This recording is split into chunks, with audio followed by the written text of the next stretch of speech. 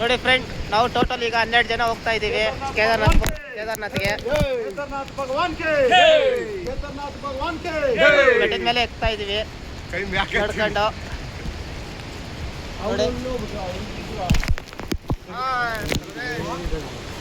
ನೋಡಿ ಎಲ್ಲ ಹೋಗ್ತಾ ಇದ್ದೀವಿ ಬೆಟ್ಟದ ಮೇಲೆ.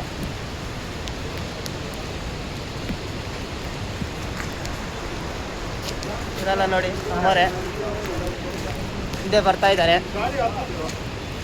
30 ಕಿಲೋಮೀಟ್ರ್ ಇದೆ ಕೇದಾರ್ನಾಥ್ ಬೆಟ್ಟ. ದೇವಸ್ಥಾನ ಎಲ್ಲ 30 ಕಿಲೋಮೀಟ್ರ್ ಇದೆ.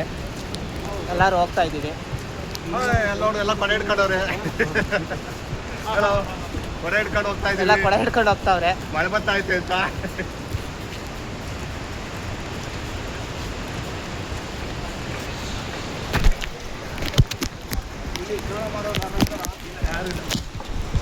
ಗಂಗಾ ಸ್ನಾನ ಸ್ನಾನ ಮಾಡಿ